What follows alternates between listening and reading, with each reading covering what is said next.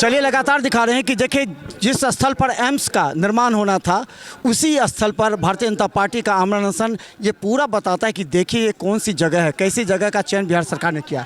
अशोक यादव जी हैं मधुबनी के एमपी, ये बताइए क्या लगता है कि एम्स के लिए ये जगह उपयुक्त, अब आप लोग भी मान रहे हैं इसको?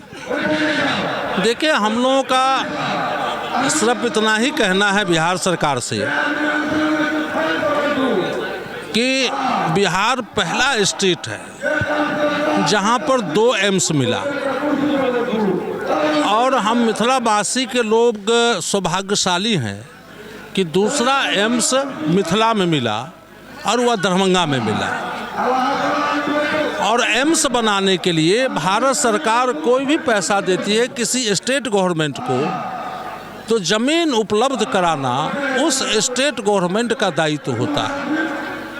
और इसी क्रम में डीएमसीएच परिसर में बिहार सरकार ज़मीन उपलब्ध कराई, मिट्टी का काम हुआ और अचानक बिहार सरकार उस डीएमसीएच परिसर को रद्द करके, और जो नीतीश कुमार जी समाधान यात्रा में आए थे तो उस समाधान यात्रा में विभिन्न समस्याओं का समाधान करने की बजाय वो मिथिलांचल में एक व्यवधान उत्पन्न करके चल गए।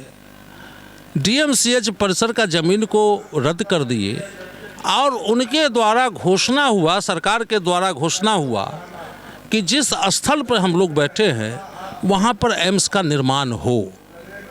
हमें कोई दिक्कत नहीं है यहाँ पर एम्स का निर्माण हो, लेकिन कहीं भी कोई संस्था बनेगी तो वहाँ पर बनने के लिए जो उसमें मूलभूत सुविधा होती है उस सुविधा की आवश्यकता है। सबसे प्रथम है कि जहाँ पर हम लोग बैठे हुए हैं यहाँ से आप देख सकते हैं कि जो सड़क है लगभग 20 फीट इसमें भराई है। आप इधर से पूरब की ओर चले जाइए तो इसमें कई एकड़ों में जो मिट्टी काटा गया है और उसमें हम लोगों का उसमें नाव भी लगा हुआ है। 20 फीट डीप मिट्टी काटा गया, मतलब उस स्थल को भरने में 40 फीट उसको भरना पड़ेगा। हम बिहार सरकार को कहते हैं कि अगर आप इसी ज़मीन पर आप एम्स बनवाना चाहते हैं तो आप इस ज़मीन को भर के दे दे। इसमें जो मूलभूत सुविधाएं हैं, बिजली है, पानी है, सीवर है और इससे बनाने का जो कनेक्टिविटी है उसको आप पूरा कर दे। जिस दिन आप पूरा कर देंगे माननीय प्रधानमंत्री श्री नरेंद्र मोदी दूसरे दिन आके यहाँ पर एम्स का शिलान्यास कर देंगे और भारत सरकार के द्वारा 1264 करोड़ रुपया तो दे दिया गया बिहार सरकार को और उस पैसे से एम्स का निर्माण चालू हो जाएगा। लेकिन बिहार सरकार इसको टाल मटोल कर रही है, उसकी मंशा नहीं है एम्स बनाने का, उनको डर। उनका कहना यही चीज़ आप अगर 3 महीना 4 महीना 6 महीना पहले कर दिए रहते तो मिट्टी भर गया रहता। देखिए, ये हमें क्यों कहेंगे, इसी स्थल के बाद एम्स को बनना है, बिहार सरकार को ज़मीन देना है। कहाँ पर बनेगा एम्स? नदी में बन जाएगा क्या? पोखर में बन जाएगा क्या? आप उसी समय ज़मीन भर के देते भारत सरकार को और भारत सरकार मना करती तब ना। हम तो कहते हैं कि आप भर के दे दो। एनओसी क्या होता है? आप ज़मीन भर के दे दो, उपयुक्त ज़मीन दे दो, यहीं पर बना दे।